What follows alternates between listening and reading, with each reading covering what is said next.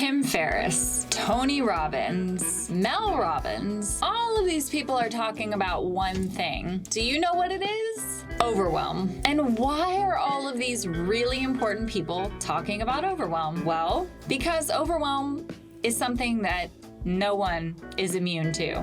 There's no vaccination for overwhelm. There's big overwhelm, there's little overwhelm.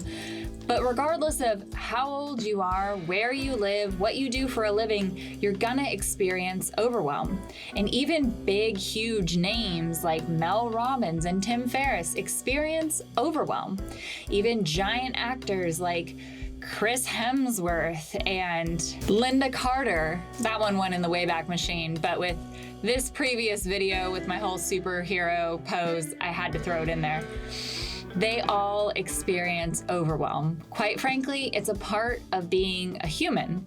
And it doesn't have to be that bad. Don't believe me? All right, let's try this. Overwhelm, in its definition, is pretty paralyzing if you think about it. It's the inability to do anything else because you are overwhelmed by the current state of whatever it is that's going on in your brain. It doesn't just stop at your brain though. It actually impacts your entire body, your entire nervous system, or at least it can. Remember we talked about big overwhelm versus little overwhelm? Sometimes overwhelm can be so overwhelming that you can't even get out of bed, or at least your brain is telling you that you can't get out of bed, that you can't do anything else. You don't even know where to start. Which one of these have you ever experienced? I know for me, it's definitely been a long couple months where some days I wasn't even sure where to start. And that's where you get to be able to stop and take a breath and know that you just have this one moment. And in this one moment, what is it that you can do that will reduce that overwhelm just a little bit? And right now, if you're looking for an entire video on overwhelm, that one we did just a couple weeks ago, and it's right here. I'll also put it at the end of the video in case you want a couple more steps for overcoming overwhelm. I want to share with you the 5 things that you can do really, really quickly in order to stop overwhelm and start living your life all over again, not from the beginning, no babies, but from right now. Because the truth is, when you're feeling overwhelmed, you can't really do much of anything, or at least whatever you're doing, you're not able to focus on it with your 100%, because your brain is in a state of mind of stress and fight or flight. And so here are my top 5 things. I already cheated and shared with you one. Pick one thing. Just focus on one thing. And Miss Queen Mel Robbins herself is the master of this. She talks about counting down from 5, 4, 3, 2, 1, and doing that one thing. Whether it's getting out of bed, whether it's making a grocery list, whether it's making a phone call. Just focus on one thing that you can do right now. And it can be super simple. Oftentimes, just being able to get that one thing started, your brain naturally falls into a healthy habit of being productive. And you go from overwhelmed to productive pretty quickly. We're gonna go to the second thing, but stick with me because there is a Walking Dead analogy coming up in this video. And I wanna make sure that you let me know in the comments if I nailed it or not. I'm not exactly the biggest Walking Dead fan, so you can feel free to criticize me. This is an open invitation for that. But my second thing is going to be limit the amount of time for your overwhelm. So when you are feeling overwhelmed, set a timer. I'm allowed to feel this way for a minute, for 2 minutes, for 3 minutes, until the end of the song. Until I get home. Whatever it is, limit the amount of time so that overwhelm doesn't consume your entire day. That's oftentimes the feeling when you come home and you're like, what did I actually get done today? By limiting the amount of time and giving yourself that permission to feel what you are feeling in the moment, you're reconnecting with your body and your mind, and you're plugging those two things back in to be able to say, oh, I'm overwhelmed and I'm not trying to resist it and I'm not trying to fight it, and then it flows and that feeling actually passes. And so whatever it is that your body's designed to react to with overwhelm of, this is a message, I've got too much on my plate.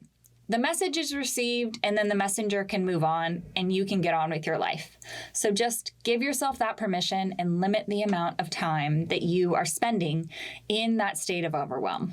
Number 3 is how you're looking at things, or perspective. So that looked different than me looking this way, or this way, or this way. Now I'm just kind of being a little silly with this, but perspective. I had a client I was working with just a couple weeks ago that was talking about how overwhelmed they were feeling. They were overwhelmed by their electricity bill. They were overwhelmed by their social engagements. They were overwhelmed because they had a massage appointment they had to get to. They needed to schedule their hair appointment. And while I'm exaggerating this a little bit, put it in perspective. You have a house and electricity. You have the funds to be able to get your hair done, get a massage. You have friends that want to spend time with you. So put it in perspective. You have these things that you've told yourself you have to get done today. Do you? You have put most of this stress on yourself. I know that's a truth bomb that you may or may not want to hear. Maybe it'll go down better with a little bit of coffee. And that perspective is really important, because when you can put your life in perspective, if your big goal is to make a difference, you being overwhelmed right now, that's not helping in the grand scheme of things. That's not moving the needle on you making a difference. If the number one thing today is you getting to your child's soccer game at 7, you feeling overwhelmed right now is not going to prevent you from getting to that soccer game. Just make sure that's your priority and put it in perspective. If this month your one big goal is to hit $10,000, $20,000, $30,000 in revenue, is being overwhelmed actually helping move the needle towards your perspective? And when you wake up in the morning and you grab your phone and your email already is overwhelming you, you made the choice to check your email. Put it in perspective. Don't let it ruin the rest of your day. And then go and do and make a difference. That's what you're here for, not to feel overwhelmed 24/7. So change that lens a little bit and get a little bit different perspective. I know you can do it, and you in reality know that with a little bit of perspective, you can do it as well. So I've got 2 more for you, and we also have that Walking Dead analogy coming up. So one is, find yourself a cheerleader. Yay, go you! Okay, probably not me. And the cheerleader doesn't actually have to be a real cheerleader. It doesn't have to be the person that you would think of as a cheerleader. You can have a podcast that's an inspiration to you. You can have a YouTube channel, Power of Purpose channel, anyone? That is inspiring, that keeps you going, that's motivating, that cheers you on. You can have a song. Find your cheerleader. I'm going to keep this one pretty simple. You know what motivates you, and so find your cheerleader. Let me know in the comments what your cheerleader is. And the last one that I have for you before that warning of my Walking Dead analogy is fill your cup. That one sounds familiar, right? Well, I have a saying with my kiddos. I ask them if their love tank is filled each and every night. And what I want to know is that they have had a day where they're going to bed feeling completely and totally filled. And it's not my job as their mom to fill their love tank every single day. Sometimes it's your job to fill your love tank.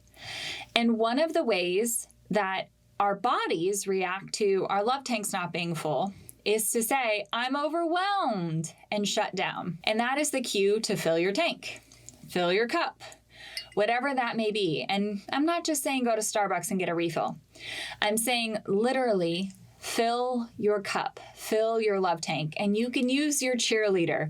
You can use perspective. You can use that one thing that you got done, and you can limit the amount of time that you spend in overwhelm, and that will all fill your cup and fill that love tank that we all have.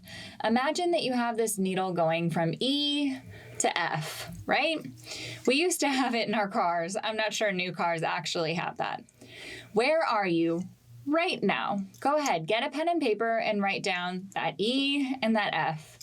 Where are you with your tank? Now, let's follow the 4 steps that we just outlined. What is one thing you can do to fill that tank a little bit more? Where is one area that you can limit your time of being exposed to stress or in an environment that's overwhelming that will fill the tank a little bit more? Where's your cheerleader? And that perspective, write down, I choose whatever, instead of I have to or I need to. Write down, I choose to go for a walk this evening. Those will all move the needle just a little bit. All right, here we go with the Walking Dead analogy. You might want to get something to drink for this. When you're feeling overwhelmed, it shuts down your body's operating system. And so you're kind of just wandering along like a zombie.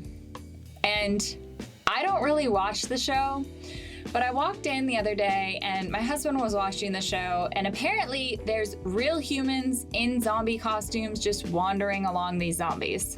Remember I said there's big overwhelm and there's little overwhelm? Well, with that big overwhelm, you're one of those zombies. You're just kind of following the crowd, and when something moves quickly or makes a sound, all of a sudden the entire crowd is just attracted to it, and bad things normally happen, or so I get the point of the show. And when you're small overwhelm, you kind of just have the zombie costume, you're moving along with these zombie hordes, and you're just kind of going with the flow. You don't necessarily move quickly, you don't have an opinion, you don't really have perspective, right? You're in the middle of the horde. But if you go slow and you use the 5 tips that I gave you, you gain some perspective and wander to the outside of the horde. If you find a group of non-zombies that can cheer you on and protect your values and stand up for you and provide you with that nourishment that you need, and you focus on that one thing,